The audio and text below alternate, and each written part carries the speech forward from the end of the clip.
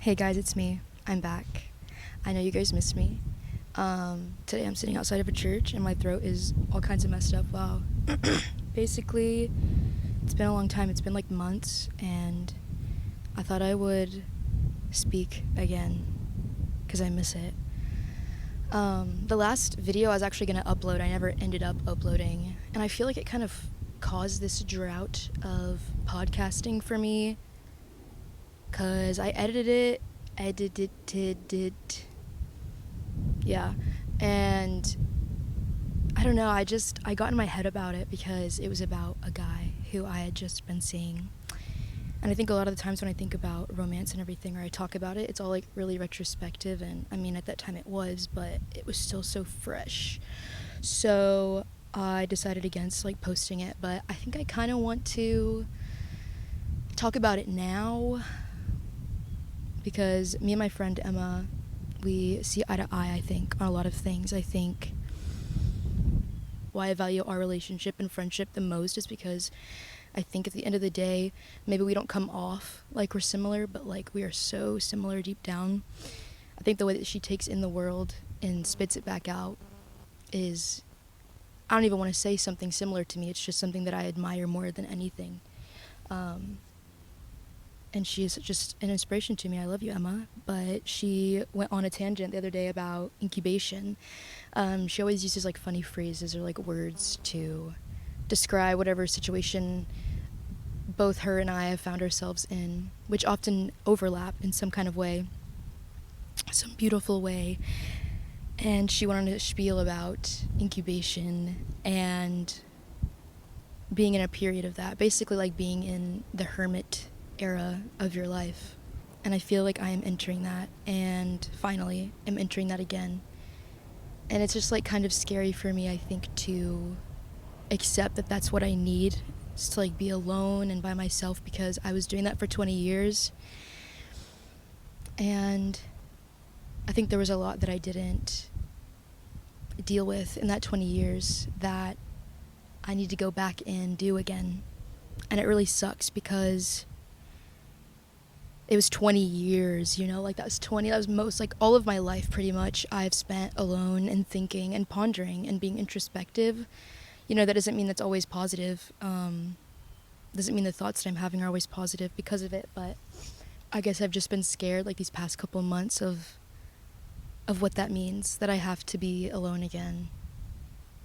Because I don't think it's like there's never an end to the cycles of life. And me and Emma, bro, we're in incubation, I think. We're in freaking incubation. And anyways, in this aloneness, in this meditative state I have found myself in now, I have turned back to my people, my YouTube. I think that opening myself up to the possibility of relationships and intimacy in general in this past year has been something that it will be beautiful. It has been beautiful, but it will be beautiful in the future when I think about it. It will make me want to cry tears of joy, I know. The way that my life has gone and the people that I've met and connected to because of this letting go of things that I have tried to accept. Things out of my control, situations out of my control, relationships and love.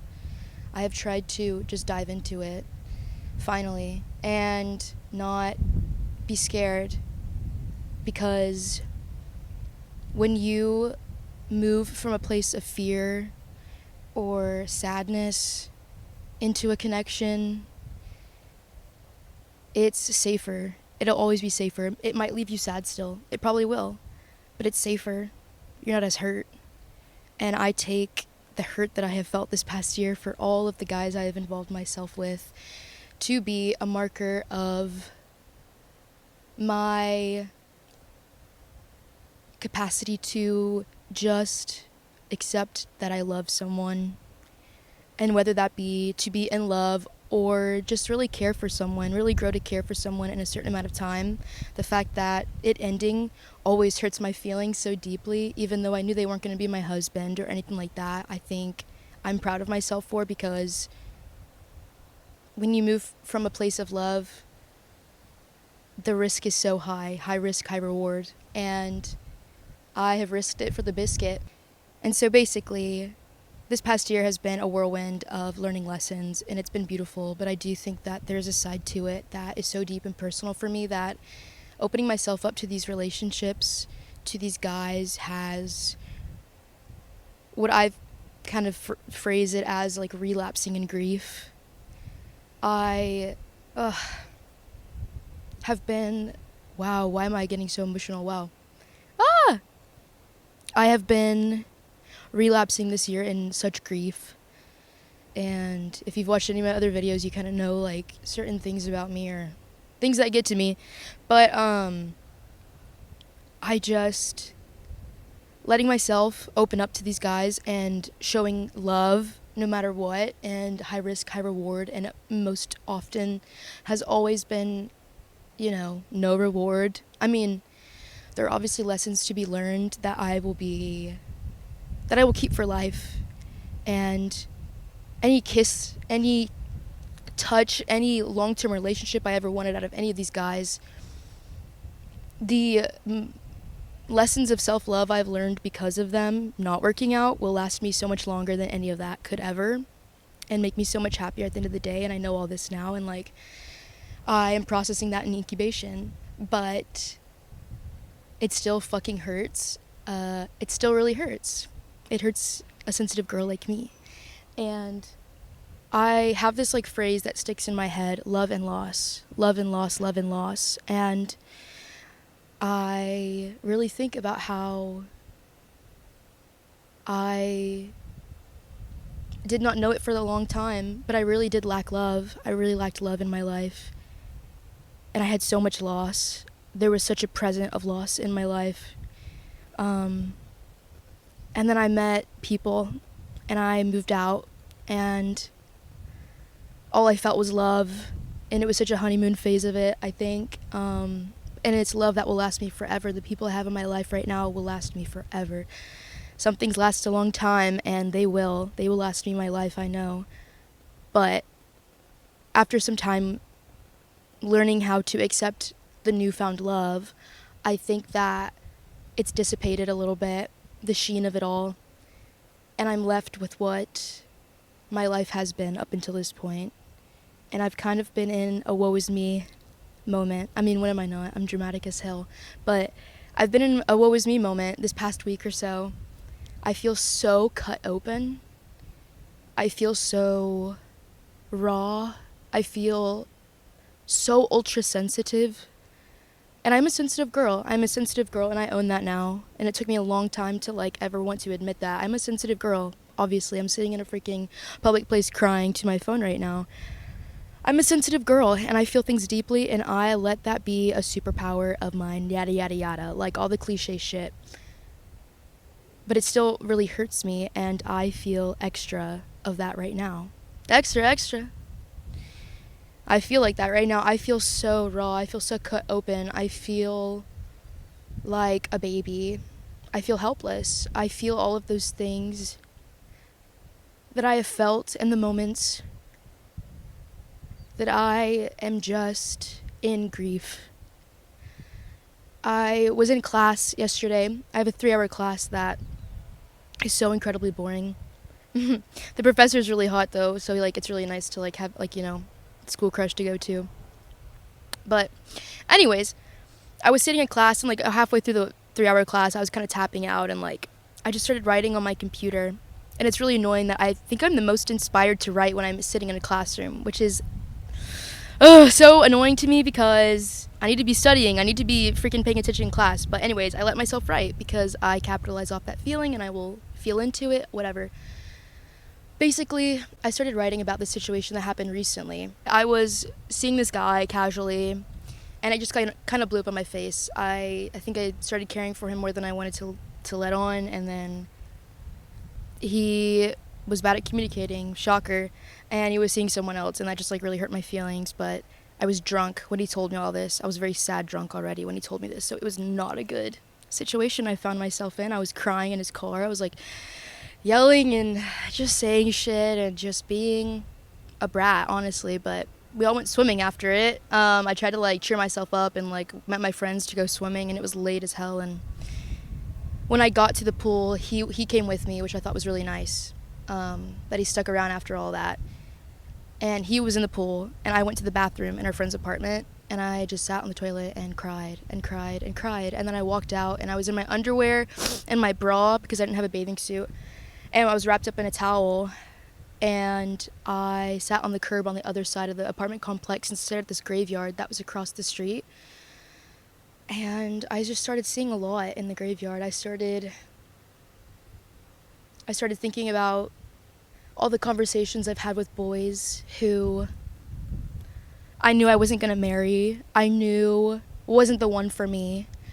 But still, them sitting me down, sitting across from me, and them telling me, Maddie, I wish I would have met you at a different time in my life where I was doing better. And I'm not in that place right now. That is the kicker of all of this for me every time. And it's a conversation I see coming every time, and I know I'm getting myself into it. I already know, I know better, I know it. But it still hurts every single time. And I really appreciated this last situation with this guy sticking around afterwards and going to the pool with me, because the other conversations I've had with other people, other guys, where I have to walk to my car alone afterwards and sit with myself, it is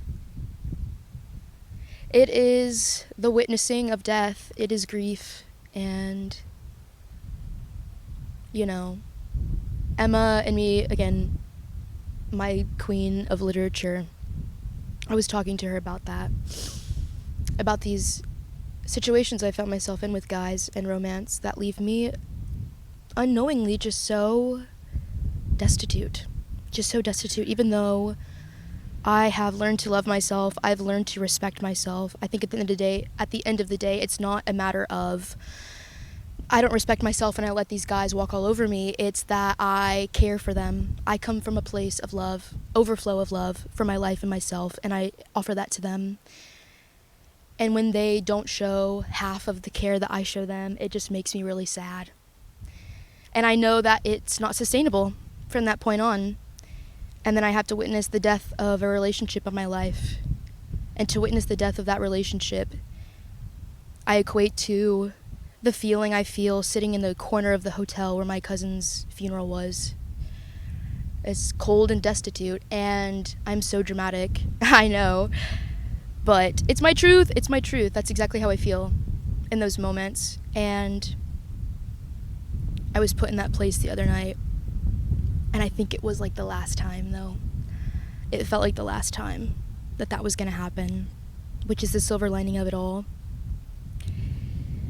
But yeah, I was seeing this guy casually, and I would hang out with him and all of his friends. I met both of his parents, too, and they were really nice. And we were just intertwining in each other's lives in a nice way, but we both knew that it was not sustainable. He just got out of a really long relationship, and I also was not in the place when I first met him to be in a relationship. I was relapsing. I was in a place of relapse with grief, and I just knew that I could not be in a relationship, and I knew the end before it happened. But him telling me that when I went away out of town and he kind of got distant and grew cold, that's when he started seeing someone else, and that's why he hasn't been as communicative. That cut me deep, because all of a sudden, you know, my drunken mind, of course, went wild. And all of a sudden, I'm an ugly girl. All of a sudden, I'm alone. All of a sudden, I'm back in the corner of that hotel. All of a sudden, he has rejoined the sea of the boys of my life who sit me down and tell me, Maddie, you're great, but I can't be with you. I am in a bad place. Who then proceed to see someone else, who then proceed to get in a relationship a month later, like clockwork. And I think I'm just over the disrespect. I'm over the disrespect. I'm over the lack of care. I'm over the lack of empathy. I would never do that. I would never be the guy to sit there and say that to me. to tell me that you've been seeing someone else and you didn't communicate that with me, to hurt my feelings. I just could not imagine if roles were reversed being that way. And I'm just over the disrespect, I think. And that moment, I think, it started making me think everything, about everything of my life. If it's one thing, it's everything. That's what I say. Anyways, that being said, it led me back to the guy I was seeing this summer and meeting him on Hinge. We went on our first date. I thought his vibes were pretty chill. He was a little bit awkward, but that's okay. And he kissed me in the car when he dropped me off. And I was like, okay. And that was the first time I've ever been kissed by a boy. And it was pretty heavy. It was pretty heavy. It was a full makeout session, and it felt good. It felt great. I was opening my arms and my legs to this new world of intimacy. And I understand that, like, what I went through with him it was being intimate, but it was not intimacy in the way that I've come to realize it in other ways now, like what intimacy really is. But in the moment, like when you first start having sex or exploring yourself sexually with another person, it's just a whirlwind. It is a whirlwind. And the one thing I will say about it, though,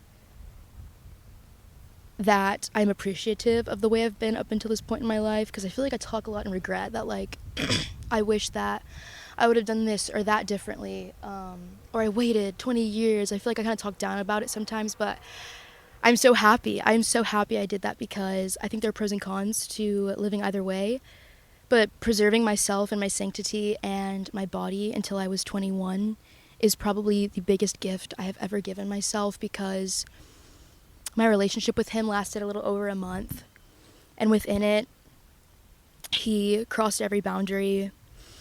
He tried to emotionally manipulate me constantly, and if I was not 21, and if I didn't know better, if I didn't know myself better, I would have fallen for it, and it would have killed me. But I was a virgin, and I didn't want to tell him that. I felt, because it was giving hookup vibes. What I was getting with him was like a hookup vibe.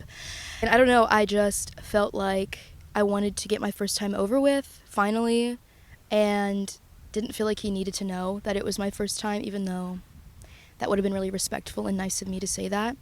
The entirety of a relationship, he never knew. He asked me, and I told him that I had sex with some other person. And I lied. I straight up lied to him.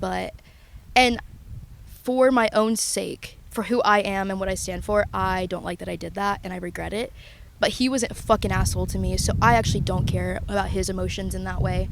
I'm sorry, but the first time we had sex, I was bleeding everywhere. There was blood all over his sheets. And every single time I'd come back over, the blood would still be there. And I'm like, bro, like, why have you not changed the sheets? But sometimes there would be a day where I wasn't feeling good, and I'd come over, and we were establishing an emotional connection too, for sure. And I would come over, and he would manipulate the situation. And I would tell him when I got there that I don't want to do anything. And then we'd end up doing something. And one night, I opened up to him about some possible abuse that happened to me when I was younger, being taken advantage of and whatnot. And that night, he kind of crossed a boundary with me. And it led to me feeling very powerless and very taken advantage of, right after I'd opened up to him emotionally about something like that had happened to me. And I felt cut open. I felt ultra sensitive. I turned the other way in bed while he was in the bathroom, and I thought to myself, I've been alone for 20 years, but I've never felt more alone in my life than right now. And I stuck around him for a little bit too long, I will say, but I immediately knew that that's not what I deserved. I immediately knew that. I immediately told him what was wrong. I immediately told him that he needs to do better. He needs to listen to me more. And ever since that day, I wouldn't say he listened to me every time, but like he never hurt my feelings in the same way, sexually. But towards the end of our relationship, he started, because at a certain point, probably 2 weeks in, we started dating. I asked him to be my boyfriend because I had never had a boyfriend before, and it just felt nice.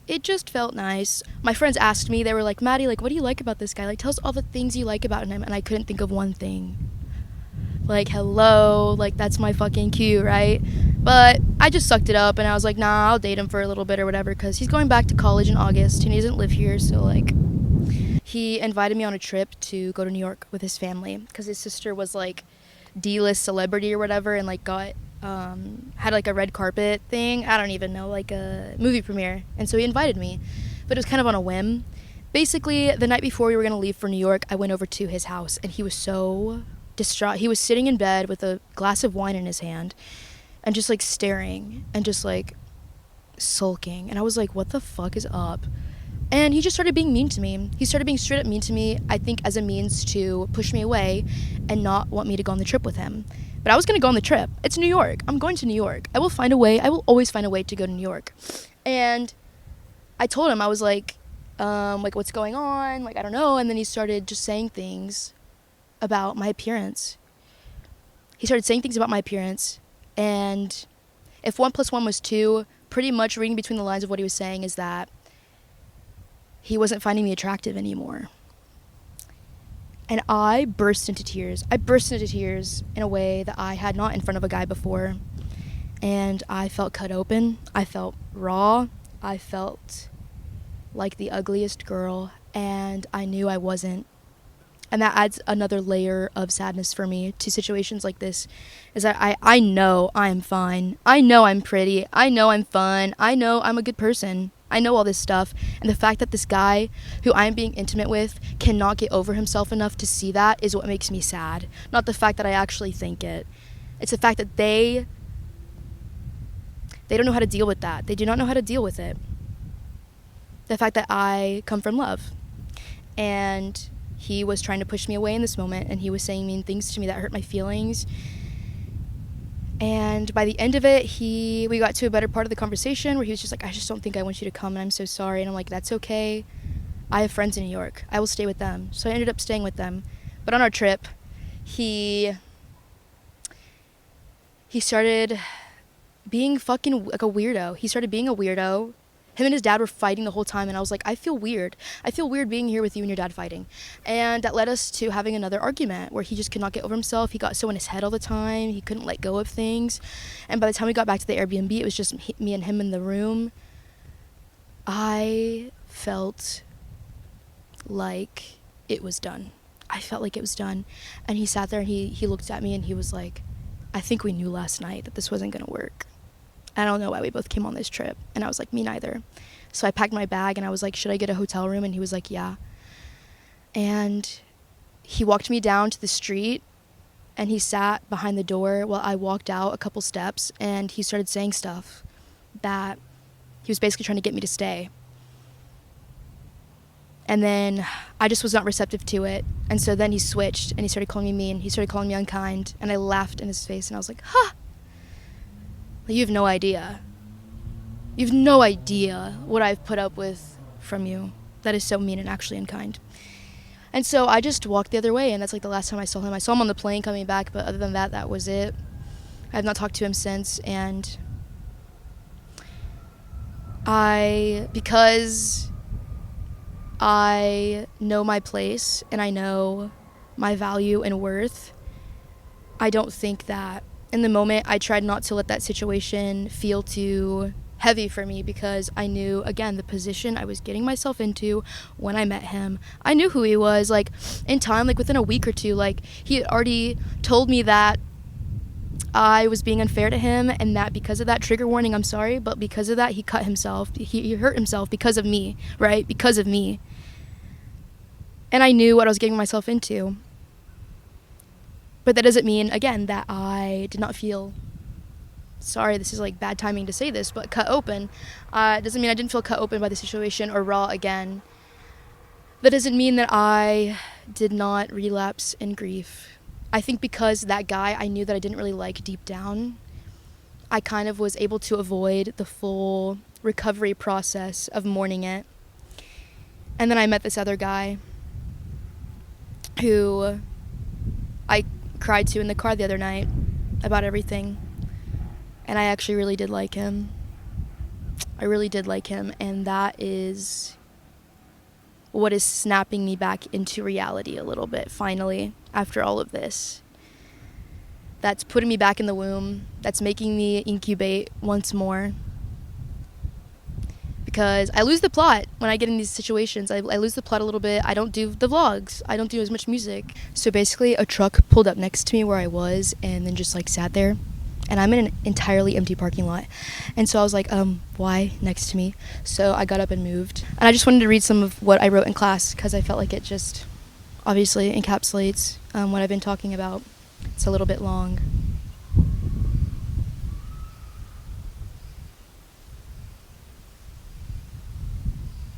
Hey guys, I am at home now. I'm in my backyard, in the comfort of my backyard. I went to class, and I'm back. And I am here to finish this freaking thing, but in the last clip, you could probably hear like a distant scream of a woman.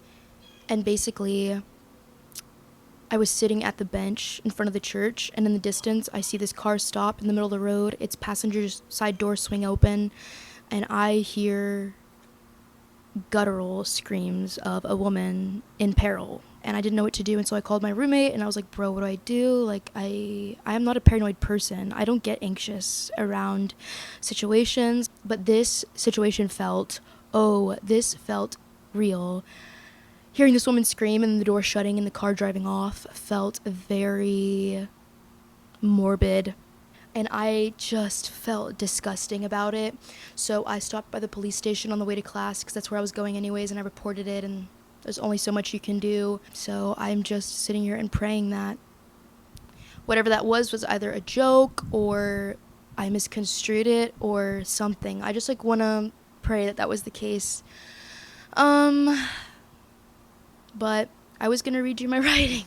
I don't know, the vibe of that occurrence did not help in this getting out of this honestly very depressive state I have found myself in the past week.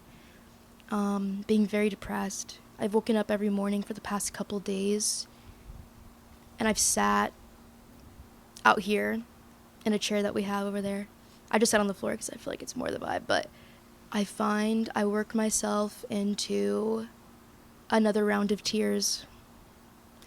It's almost like breakfast, lunch, and dinner for me these past couple days, and the relapse of grief, I suppose. Like, it doesn't always feel like a sadness when I am in this place, because I am the most inspired when I am sitting in this, whatever the hell it is, this mush, this mud, these emotional waters. Like, I'm never more inspired, and so I will take it as it comes, and I will relish in it, even though it's hard to get up sometimes, you know what I mean?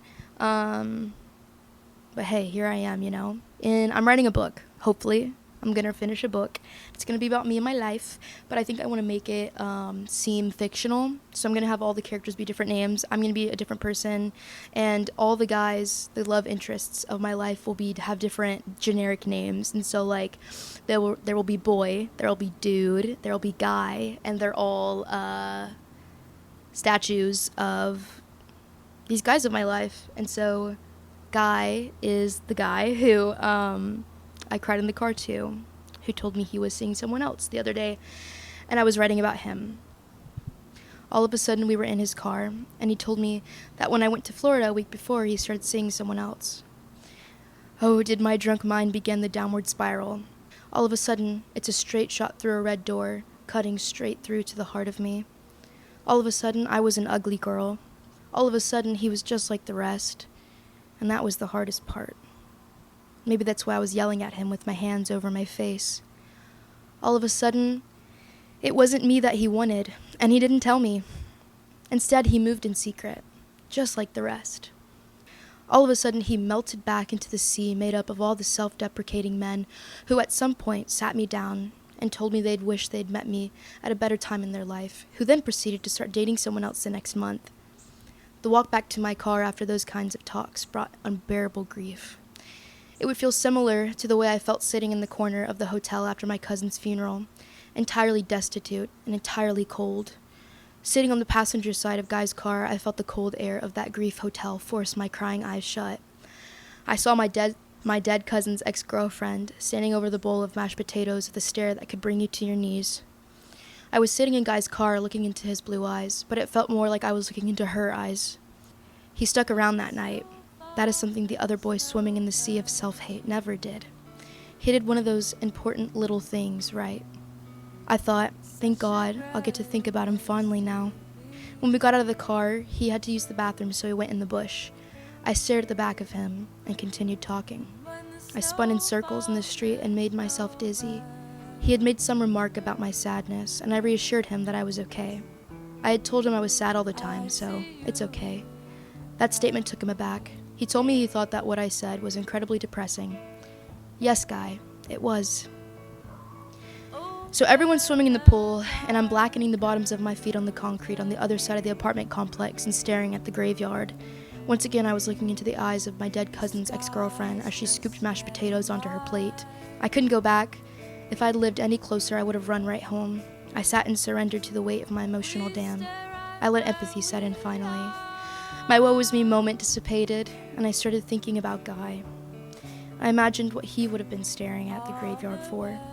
What memory of his ex-girlfriend, who he was with for 5 years, would have started plaguing his mind with bittersweet despair.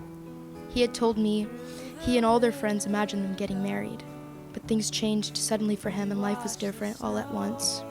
I started to remember his eyes as his and not as my dead cousin's girlfriend's. I imagined what pain he must have seen in my eyes as I sobbed in the passenger side of his car. I imagined 2 wedding rings buried in the graveyard. I imagined 2 people buried next to each other in the graveyard. I know the image is grim, but something about it brought me a sense of peace. I regretted not dragging him with me to sit on the curb, but I wanted him to try and enjoy the rest of his night.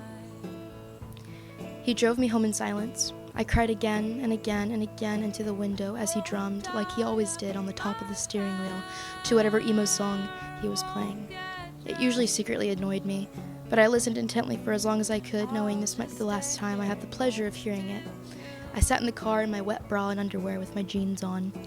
I must have looked a real mess. I'm sure my look was crazy. I held his hand before getting out and debated kissing him.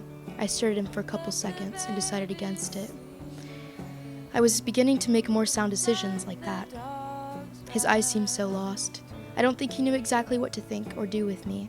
One shrug and I got out of the car and cried all the way inside.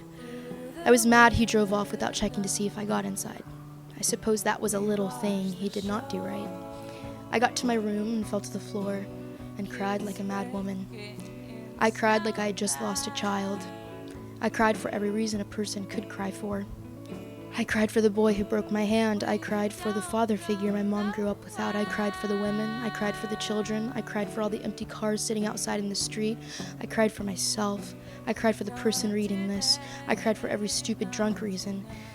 And my wails filled the house for about 5 minutes. I'm sure if someone had walked in, they would have thought I was insane. But you know what? I guess I was. I've been sitting with this feeling of loss for a while. I think of the phrase love and loss and their coexistence. I think about how long I've lived my life, feeling such a lack of the former and such an unbearable presence of the latter.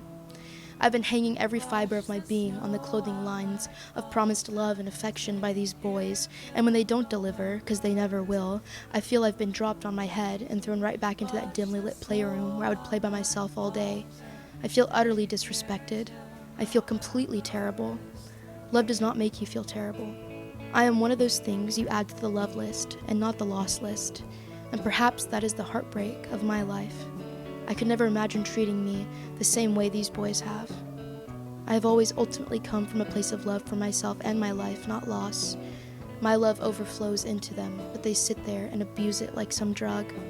They might never understand.